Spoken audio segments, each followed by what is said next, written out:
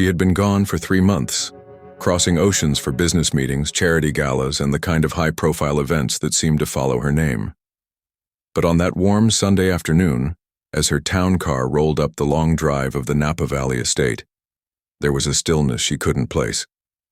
The scent of cut grass lingered in the air. Her heels tapped across the sunlit patio, each step carrying her closer to the place she had missed the most, the pool where her daughter used to splash under her watchful gaze. But when she rounded the corner, the sight stopped her cold. Her only child was in the water, her small arms wrapped tightly around the waist of another figure. Not a friend. Not family. The black maid she had entrusted with her home, her privacy, her most precious treasure. For a moment, her breath caught, not from relief, but from something else, something sharp and unshakable. And in that frozen second, a dozen questions tore through her mind. Why was her daughter in the pool? Why was the maid holding her so close? And why did the girl's face look as though she had just been pulled from the depths? By the end of this story, you'll question everything you thought you knew about loyalty, trust, and survival. And in less than 48 hours, this exact scene would be replayed on every screen in America, dissected frame by frame, debated by strangers who thought they knew the truth. Before we dive deeper, let us know in the comments where you're watching from. We'd love to hear from you. And don't forget to hit that subscribe button so you never miss any of our upcoming videos. Her name was Evelyn Harrow, a woman whose face had graced business magazines and whose name was whispered in boardrooms from New York to Los Angeles. She was used to commanding a room, to controlling every detail of her life, but nothing could have prepared her for what she saw that day. Across the still blue water, her 8-year-old daughter, Charlotte, clung to the maid, Amara Lewis, a young woman Evelyn had hired less than a year earlier. Amara was quiet, reserved, the kind of presence that blended into the background of an estate like this. She rarely appeared in photographs, and when she did, it was often in the shadows, her eyes downcast. Now, under the glare of the California sun, she was front and center, her arms around Charlotte as if guarding her from something unseen. Evelyn's mind raced with questions she couldn't yet answer. How had Charlotte ended up in the pool alone, without the watchful eyes of the security staff she paid so dearly for? Was Amara pulling her to safety? Or had she been part of the danger in the first place? And why, in that split second when their eyes met, did Evelyn feel a flicker of suspicion instead of gratitude? Outside the gates of the Harrow estate, the world would soon be asking the same questions. News vans would idle on the narrow road. Headlines would flash across television screens. Footage from security cameras would be clipped and replayed, each frame analyzed as if it held the key to the truth. But in that moment, on that patio, there were only 3 people who knew what really happened, and 2 of them weren't talking.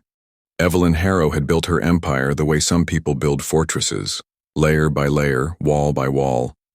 From the rolling acres of her Napa Valley vineyards to her shrewd investments in emerging tech, every decision had been deliberate, every risk calculated.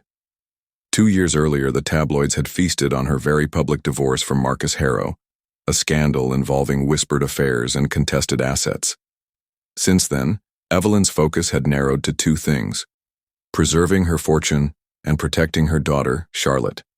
In public, she was unshakable, flawless gowns, immaculate posture, an air that kept even her closest acquaintances at a safe distance. But inside the gates of her estate, she carried a different kind of vigilance, one that bordered on obsession when it came to Charlotte's safety. Amara Lewis was almost Evelyn's opposite in every way. At 29, she had once been on track to earn her nursing degree, but life had pulled her in another direction when her mother fell gravely ill. Caring for her became Amara's full-time job until she passed, leaving Amara with medical bills that seemed to multiply overnight. The housekeeping agency's offer for a live-in position at the Harrow estate had been a lifeline. She was soft-spoken, her presence unobtrusive, her work meticulous. Staff described her as dependable but distant, a shadow in the periphery of the mansion's daily routines. Yet, in small moments, there was warmth. Especially with Charlotte. The little girl seemed to gravitate toward Amara, often abandoning the company of her nanny to follow her into the garden. They would be found sitting cross-legged in the grass, weaving flower crowns, or in the kitchen, Charlotte perched on the counter while Amara baked her favorite cookies. These scenes might have looked ordinary, even heartwarming, but weeks before Evelyn's return, there had been subtle shifts in the household atmosphere. The nanny grew curt with Amara, security staff exchanged glances when she passed, and one evening, a heated argument behind the laundry room door was cut short when another employee entered. Later, a leather-bound journal Amara was known to keep went missing for several days, only to reappear tucked away in her quarters, several pages torn out. To an outsider, these were the kind of details that could be dismissed as workplace friction, the harmless undercurrents of a sprawling household. But in hindsight, they became pieces of a puzzle, one that, after Evelyn's return, the world would struggle to piece together. The morning Evelyn Harrow returned to Napa began like so many others at the estate. Quiet, measured, with the hum of sprinklers in the distance and the faint scent of jasmine drifting from the garden. Charlotte had been restless since breakfast, her small frame darting from room to room before slipping out onto the patio. She wandered toward the pool, her sandals tapping softly against the stone, pausing only to lean over the shimmering blue surface and watch the ripples catch the sun. Amara Lewis was nearby, standing at the poolside cabana, folding freshly laundered towels into neat stacks. She glanced up just in time to see Charlotte teeter too far forward. There was no time to call out, no chance to reach her before the child's body tipped and splashed into the deep end. In that instant, instinct overrode everything else. Amara lunged toward the water, the folded towels tumbling to the ground. Without pausing to remove her shoes or clothes, she plunged in fully dressed, the cool shock of the water biting against her skin. Beneath the surface, Charlotte's arms flailed briefly before going limp. Amara's hands found her, pulling her upward, breaking through the surface with a gasp. That was the moment Evelyn Harrow stepped onto the patio. She had expected to see her daughter in the garden or curled up with a book, not locked in the arms of her maid in the middle of the pool. The air between them seemed to snap taut. Her voice cut through the stillness, sharp and demanding. "What are you doing?" she shouted, the edge in her tone slicing through the panic.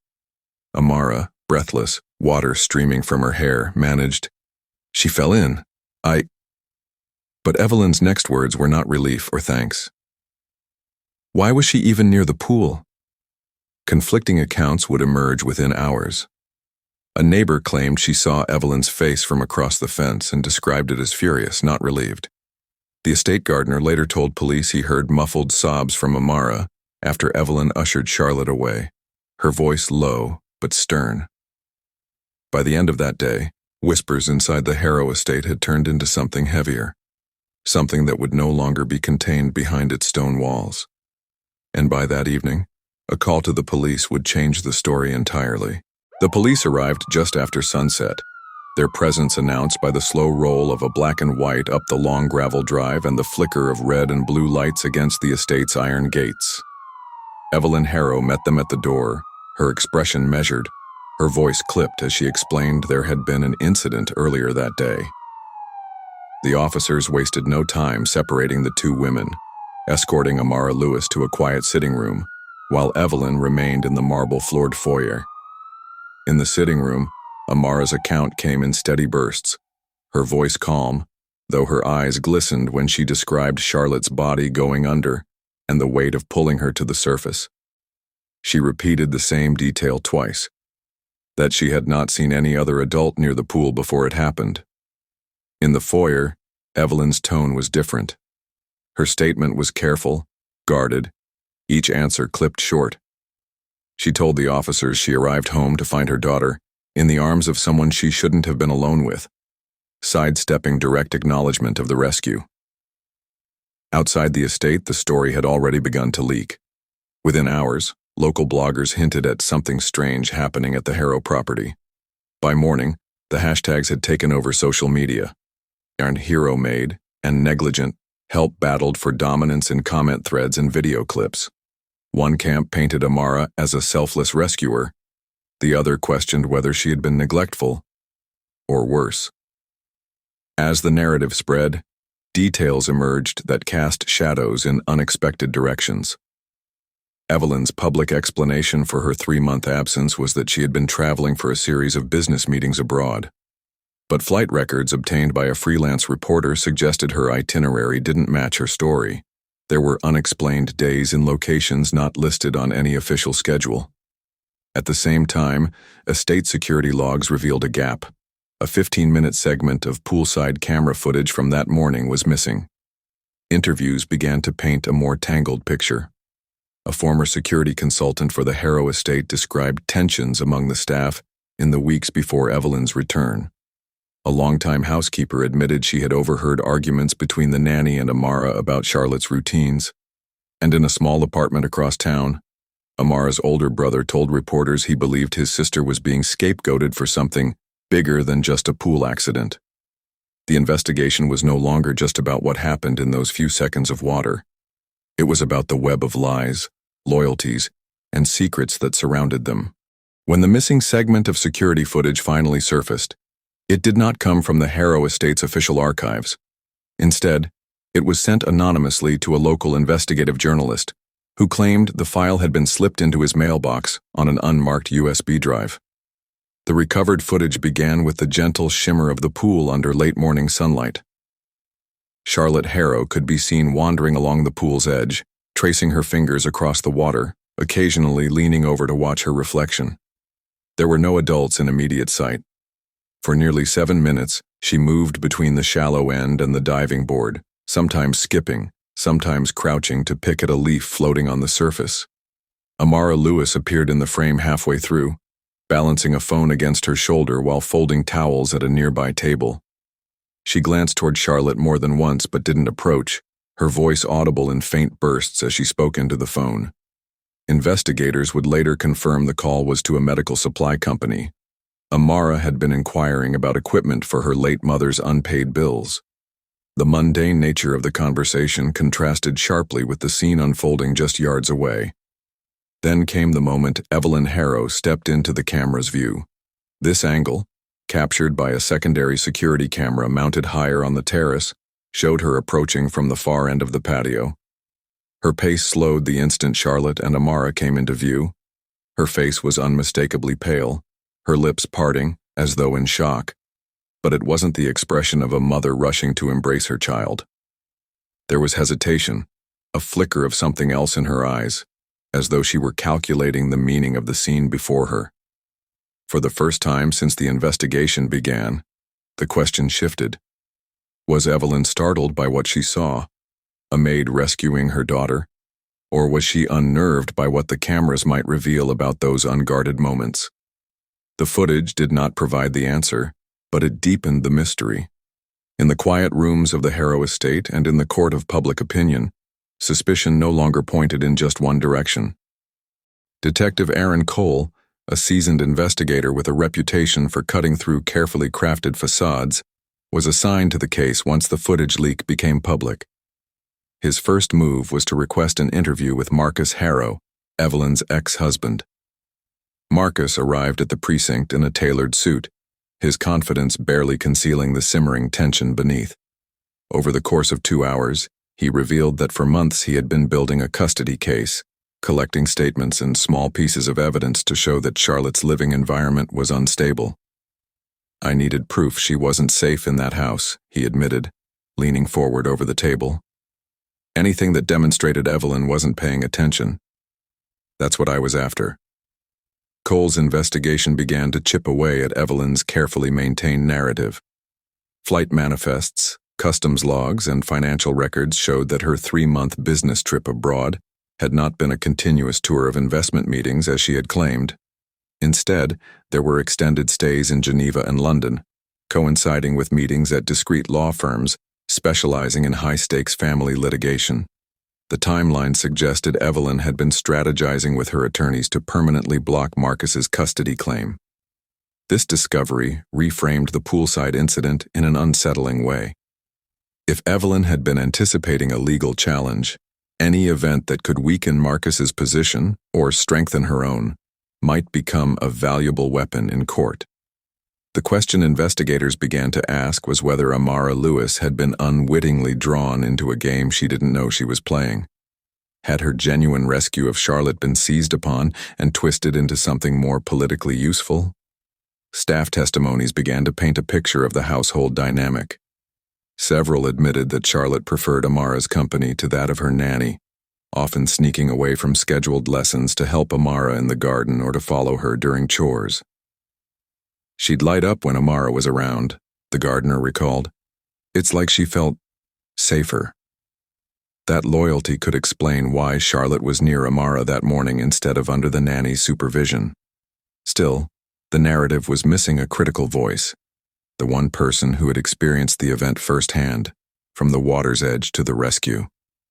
That moment came late in the week, when Detective Cole was granted permission to speak directly with Charlotte Harrow. She was seated at a small wooden table in her playroom, her hands folded neatly in her lap. Cole's questions were gentle, his tone patient. After a few minutes of quiet answers, Charlotte lifted her gaze, her voice barely above a whisper. I heard Mommy say, now he has nothing. And with those 6 words, the ground beneath the investigation shifted again. Charlotte Harrow's testimony was brief, but it cut through weeks of speculation with the kind of clarity that could not be ignored. Sitting in her playroom with Detective Aaron Cole and a court-appointed child advocate, she spoke softly, as if afraid the walls themselves might be listening. She explained that she had been playing near the pool that morning, pretending to balance along the edge like a tightrope walker. One misstep had sent her into the cold water. She remembered the rush of bubbles, the blur of blue, and then the strong arms of Amara Lewis pulling her upward. She saved me, Charlotte said plainly, her small voice firm in a way that only truth spoken by a child can be. But it was what she said next that made Detective Cole's pen pause mid-note. Charlotte recalled that later that afternoon, while she was curled in a blanket in the sunroom, she heard her mother speaking in the next room. The voice was hushed but urgent, and Charlotte recognized it instantly. Evelyn Harrow's tone when she was speaking to someone important. Now he has nothing, Evelyn had said, before the sound of a door closing cut off the rest of the conversation. To Charlotte, the meaning of those words was a mystery, but to Cole, they painted a stark and calculated picture. It suggested that Evelyn had not only understood the potential legal weight of the incident, but had also seen it as a decisive blow in her custody battle against Marcus Harrow. The idea that a near tragedy involving her daughter could be repurposed as a strategic advantage was a chilling possibility. As the interview ended, Charlotte was escorted back to her nanny. Cole sat in the empty playroom for a moment longer, absorbing the implications. If Charlotte's account was accurate, then the timeline of events, from Evelyn's extended overseas meetings with family law specialists to the circumstances of that morning, pointed to more than just an unfortunate accident. It hinted at a mother willing to leverage even the most harrowing moments of her child's life to secure victory over her ex-husband. And yet, without hard evidence beyond a child's recollection, the truth remained just out of reach, dangling like the final piece of a puzzle no one wanted to admit existed. The courtroom was packed on the final day of the custody hearing, a mix of reporters, legal aides, and curious onlookers filling the wooden benches. Marcus Harrow sat at the petitioner's table, his jaw tight, his eyes fixed on the judge. Across from him, Evelyn Harrow appeared calm, her tailored navy suit immaculate, her hands folded neatly on the table as though the outcome was already written. The proceedings had stretched for weeks. Every detail of Charlotte's life dissected, school records, medical histories, the incident by the pool. The leaked footage had been entered into evidence, but the defense argued it proved only that Evelyn's staff, not Evelyn herself, had been momentarily inattentive. Marcus's attorneys leaned heavily on the suggestion of neglect, but without a direct contradiction from Evelyn's own testimony or concrete proof of wrongdoing, their arguments began to lose momentum. When the ruling came, the judge's voice was steady but decisive. Full custody of Charlotte Harrow would remain with Evelyn. Marcus's petition was denied. A quiet ripple moved through the courtroom, part disappointment, part inevitability. Evelyn gave a single, measured nod to her legal team. Marcus sat motionless for a long moment before gathering his papers and walking out without a word. For Amara Lewis, the resolution came not in the form of public vindication, but in a private meeting in one of Evelyn's side offices weeks later. An envelope was placed on the table in front of her. Its contents an offer she understood immediately. A financial settlement in exchange for her resignation, and a signed agreement never to speak publicly about her time in the Harrow estate. She accepted without argument. By the end of that month, she had left Napa altogether, returning to the modest town where she'd grown up. She never again sought work in private service, choosing instead a quiet life away from the glittering estates and the invisible lines of power that had nearly swallowed her whole. As for Charlotte Harrow, life went on. She grew, she studied, she traveled under the watchful eye of her mother, never fully aware that the day she had nearly drowned had been more than an accident. In her memory, it remained a story of how Amara had pulled her from the water and how her mother had been there when she opened her eyes again. In the end, the truth may have saved one woman's fortune, but cost another her dignity. And as for the child, she grew up never knowing her rescue was anything more than an accident. Was what happened that morning by the pool truly a moment of selfless courage, or was it, whether by design or by circumstance, a perfectly timed incident that changed the course of a custody battle? Did Evelyn Harrow seize an unexpected opportunity, or had she been orchestrating the pieces long before her heels touched the patio that day? And where does that leave Amara Lewis, the woman whose arms pulled an 8-year-old child from the depths, only to walk away in silence with her reputation quietly rewritten? Was justice truly served here, or merely manipulated to fit the interests of those with the most to gain? We would love to hear your thoughts in the comments below. And if you thought this story was shocking, wait until you hear about the millionaire who accused his driver of theft, only to discover the truth hidden in his own vault. Subscribe so you don't miss it.